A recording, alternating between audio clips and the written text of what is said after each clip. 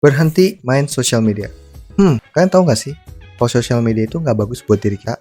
Mungkin sebagian dari kalian udah ada yang tahu lah ya. Soalnya ini juga bukan rahasia lagi bagi kita. Jadi kalian bisa mengetahui dampak-dampak negatif dari main sosial media. Tapi kan semua yang ada di sosial media nggak selalu ngasih dampak yang buruk. Ya memang betul ada dampak positif yang bisa kita dapatkan dari sosial media. Dan bahkan gue sendiri pun benar-benar bisa dapetin banyak manfaat ataupun ilmu yang berguna buat gue.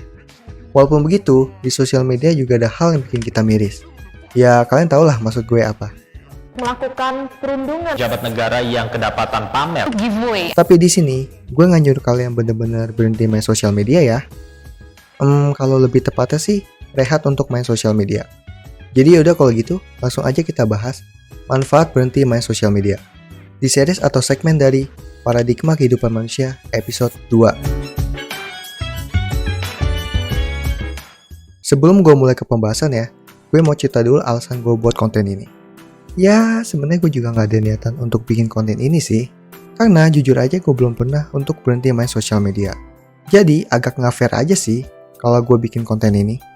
Tapi semenjak gue nonton video dari Bang Ferry Irwandi, kayak menarik nih untuk bikin konten tentang ini. Gue kira selama ini media sosial adalah obat stres terbaik, tapi hampir 2 minggu ini gue sadar ternyata media sosial ya yang justru paling sering menjadi penyebab stres gue. Setelah detox, gue merasa lebih peduli sama hal-hal yang sifatnya real dan orang-orang yang ada di dekat gue. Dan sebenarnya bukan itu aja sih yang meyakinkan gue untuk buat konten ini. Tapi gue juga nonton video dari Om Deddy Corbuzier yang bener-bener meyakinin gue banget untuk bikin konten tentang ini. Kalau orang kekurangan dopamin, mereka akan menjadi depresi dan menciptakan halusinasi. Kalau manusia atau orang kelebihan dopamin, mereka menjadi frustasi. Dan ini yang kita alami, over dopamin. Jadi, walaupun gue belum pernah untuk berhenti main sosial media, tapi gue udah stop untuk nonton video-video yang bikin gue gak produktif. Dan paling sekarang gue lebih banyak nonton video tutorial ataupun video yang bikin gue jadi lebih produktif. Ya memang, terkadang masih ada hasrat untuk nonton video-video tersebut. Tapi gue jadi sadar semenjak nonton video dari Om Deddy Corbuzier tadi. Yang dimana, kalau orang kekurangan dopamin, maka mereka akan jadi depresi dan menciptakan halusinasi. Tapi kalau orang kelebihan dopamin, mereka akan frustasi. Nah, waktu dulu kok gue ngerasa abis bagian nonton video, terus lama-lama rasanya kok jadi capek ya? Dan rasanya jadi bikin gue makin frustasi. Ya tiba-tiba aja mendadak kayak gitu. Kalau kalian gimana? Apa jangan-jangan ini cuman gue doang nih? Tapi sekarang gue ngerti kenapa waktu dulu gue bisa kayak gitu. Karena pada saat itu gue bisa bilang dulu gue lumayan agresif untuk nonton video-video di sosmed. Kalau gue nggak salah, dulu gue pernah nonton video di YouTube sampai sekitar 12 jaman. Ya gue tahu sih itu berlebihan banget. Makanya pada saat itu dalam diri gue udah kelebihan dopamin atau bisa dibilang over dopamin. Karena gue banyak mengkonsumsi video-video yang ada di sosmed secara berlebihan. Maka itu membuat diri kita menjadi frustasi ataupun anxiety. Dan bahkan membuat diri kita menjadi membanding-bandingkan orang lain dengan diri kita sendiri. Jadi obat yang manjur untuk mengatasi over dopamin ini yaitu berhenti main sosial media.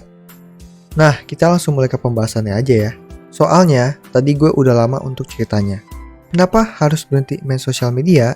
Karena dengan kalian berhenti main sosial media, maka kalian tidak akan menjadi frustasi ataupun anxiety. Dan bahkan bukan hanya itu aja, tapi bisa membuat diri kita menjadi lebih dekat dengan keluarga. Ataupun merasa peduli dengan hal-hal yang ada di sekeliling kita. Makanya, kenapa tadi gue bilang berhenti main sosial media itu adalah obat terbaik untuk mengatasi over dopamin ataupun kegilaan yang ada. Karena dengan kita main sosial media, itu bisa membuat kita menjadi kecanduan. Yang dimana itu nggak bagus buat diri kita. Kok bisa gitu? Karena dengan kecanduan tersebut bisa ngebuat kalian jadi kena gangguan kesehatan mental, gangguan tidur, susah untuk berinteraksi dengan orang lain, susah untuk membedakan berita hoax, privasi kalian tidak terjamin, dan membuat kalian menjadi ketergantungan dengan sosial media. Oke, gue jelasin satu-satu ya. Jadi, gangguan kesehatan mental bisa dialami ketika main sosial media. Dan ini juga termasuk masalah yang cukup serius untuk generasi zaman sekarang. Karena penggunaan sosial media yang berlebihan bisa menyebabkan masalah kesehatan mental seperti anxiety, depresi, ataupun kehilangan jati diri.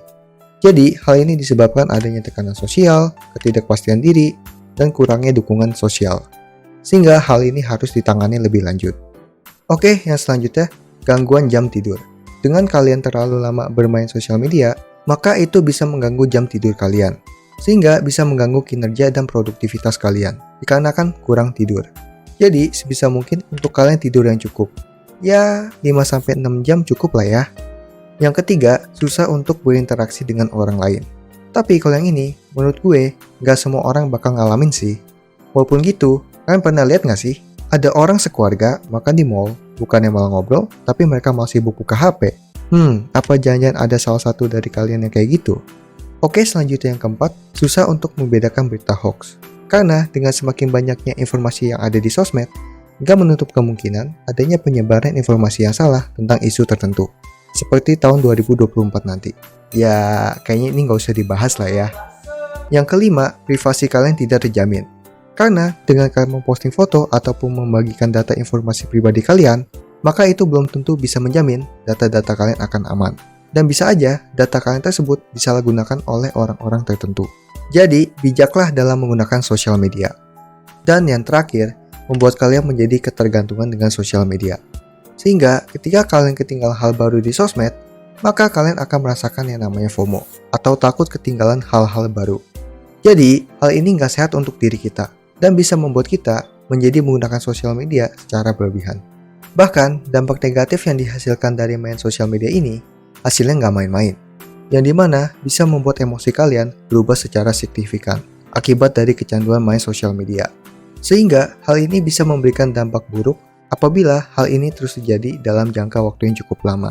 Jadi, hal yang bisa dilakukan generasi zaman sekarang untuk mengatasi over dopamin ataupun menggunakan sosmed yang berlebihan, mungkin kalian bisa mencoba untuk berhenti main sosial media ataupun rehat main sosial media. Dikarenakan itu adalah obat terbaik yang bisa kalian lakukan untuk mengatasi masalah tersebut. Dan dengan kalian berhenti main sosial media, kalian akan mendapatkan banyak manfaat. Salah satunya yaitu bisa merubah perspektif hidup kita, baik secara psikis maupun fisik. Selanjutnya, bisa membuat emosi kita jadi lebih stabil, pikiran jadi lebih tenang, dan bisa membuat kita lebih menghargai hidup. Jadi, dengan kalian berhenti main sosial media, ataupun rehat main sosial media, itu adalah hal yang sangat bermanfaat untuk kita. Tapi menurut kalian gimana? Apakah berhenti main sosial media bisa bermanfaat untuk hidup kita? Coba komen di bawah. Terima kasih semua yang udah nonton. Salam paradigma kehidupan. See ya!